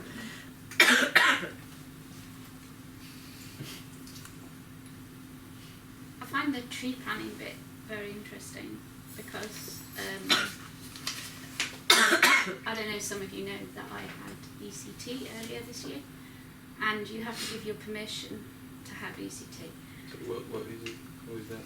It's electroconvulsive therapy. Okay. So Do you know what that is? No? Is that like you get electric shocks? Yeah, basically to your brain. Okay. So it was the scariest thing I've ever agreed to, but I was at a point where I was so low I tried to commit suicide lots of times that they weren't going to let me home, basically. And the psychiatrist kept saying, it will work, just trust it, it'll work. And this went on for about 6 weeks till I finally agreed. But what you agree to is that you might lose some of your memory, which was really scary, because I thought then I might lose part of my brain. And I did actually lose my short-term memory. My son said I forgot that they'd come to see me and things like that whilst it was going on. But it went on for 6 weeks. And you have to have 12 sessions. And about, I don't know, about the third or fourth, my mum knew that it was working. She was the first one who noticed that it was really working. And you don't realise yourself for a long time because you don't really feel yourself at the time when you have it. But it does sort of, it does do something to your brain. They don't really know what it is and why it works. Even the people who are doing it, they say they don't know how the brain works, but they just know that it works in cases like mine. When I was locked up, they didn't give me that, but they gave me the drugs to knock me outside myself. Oh, really? Yeah, so they were sort of trying to like completely knock me off my groove, as it were, completely knock myself. I used to have to sit at a table with guys who'd just come out of the convulsive therapy. It was a very strange world, very strange time. Yeah. So, yeah, but it was very, very odd. So the drugs that they gave you, they put you in a different modality, Yeah, something like that. exactly. They stopped that. It was a complete traumatic change of personality. Wow. Complete different person. And then would you go back to... And then I reverted. You remember, it lasted with a memory. Dreadful thing that I am again. Yeah, it was really weird because I met, you kind of meet the people who are having it done and you're put under, but you don't know that you're asleep. It's the weirdest thing. They give you an injection and then they're literally waking you up, but you haven't been asleep. Your mind doesn't think you've been asleep. Mm-hmm. You've literally just sat there for a second. And then they give you breakfast, which is like the worst thing because you can't eat the day before. So they force you to eat breakfast. Mm-hmm. And all I remember is having soggy Weetabix, and I hate milk. And they just forced me to eat this. And I met this old guy, and he said, "When are they going to do it?" And I thought, oh, that's really sad. He doesn't even know he's had it done. Yeah. Mm-hmm. He was so old that he was almost too old to recover, I think. He was like in, I thought, why are they doing it to him? He was like in his late 70s. It's not old. Pretty old to have electric shock treatment. I don't know. I think that depression in Asian people is a real phenomenon. It's, I think if it could help my mother, that would be amazing. Oh, well, there was a woman in there with me who was Asian, and she'd been in lots of hospitals. She had a boy the same age as me, and we got on really well. And then she was let out before me, and she refused to have electric shock treatment. They kept saying to her, have electric shock treatment, because she'd been in about 3 hospitals. And she phoned me when I was out, and she said, I'm just the same. I think I can't cope. And I felt really sorry for her, but I felt like saying, just go for the electric shock treatment, because she was really shocked when I agreed to have it done. What made you do it? What made you decide to have it done? Because I was in such a dark place. I couldn't do anything. I couldn't physically do anything. I couldn't read. I couldn't really relate to the kids. I shook a lot. I don't know why, if it was the drugs or what, but that like literally the first time I had ECT, the shaking stopped. Huh. But you were able to give your consent, not I had to give my consent. And were you able to give consent, or did somebody else give consent on your behalf? No, I was sectioned first of all. I was imprisoned first of all in the hospital. First on the open wing, and then in the hospital. They still owe me for a mailbag that I sewed up. And then I love you. And then I went to, it's so great. Then I went to what was open, was still there then, in a closed ward. I wasn't there because I was depressed or anything like that. It was just that my behaviour was just, they decided it was beyond the pale. I was just treating the world as my climbing frame, or clambering. A fence would be a challenge, or there's a tunnel in where I live. It's about 3 miles long, railway tunnel. I walked through this tunnel on Boxing Day with a tiny talk, and that would be like the kind of thing I would get up to. You see people jumping on stuff these days. What they call it, Yeah. that kind of thing. Trembling. So it would be clambering on bridges, on like it was the wrong side of bridges, and just generally treating the outside world as Your climbing frame. my climbing frame. Well, I walked on the motorway, and unfortunately I did it in front of my kids. So then I was sectioned for like 6 months. Yeah. I'm still technically sectioned. They let me off because I'm better, but this happened in March, so yeah. It's no, it's fascinating just place, over. and then they let But- me out into the open world, and that's where I met all the. But the kind of people who meet in these places are fascinating. Really fascinating. In A fact, lot of them wanted to be in there because away from society. Yeah. And when they knocked them all down and put those people out in society, I felt really sorry because that's where they didn't want to be in society. the young ones were really, really sad. Yeah. And I've got some of their phone numbers in my phone. They, because they're going to be in and out forever, because they're very, very mixed up. And most of them have problems with their parents. And there's one girl who was actually called Tracy but called herself Scarlett. And she said, I don't have parents anymore. She came out of the visiting room in tears, like her parents just disowned her. And she was only about 18, 19. She was really sad. A lot of people I met were like what I would call from the land of fairy. They weren't like messed up. They were just different. They would want to live underground, or they would want to live. They were very sort of they were kind of touched in a strange way. But they weren't particularly messed up. That was in the open wall. In the lock walls, they were. They were just very, very differently lived, if you might put it, and they didn't sort of adapt well to modern shopping centres and that kind of environment, because they were much more in touch almost with the ground and stuff, and nature, herbs and nature and stuff like that. Very strange behaviours, but I think the men's ward are very different from the women's ward. Very much like the Richard Dunn, his dad paintings. When I first went in, there was actually a transvestite, and there was some of the women who were really angry that he was on the same ward, but he called himself Bella, and he'd gone through, he transitioned, he had breasts, but that was it, and she called herself Bella, and two Muslims were really angry that he was on the ward with us. And that was... There was a very good friend of mine who was in a military psychological unit, which is about as medieval as you can come up with. But it was a mixed ward. I don't know why.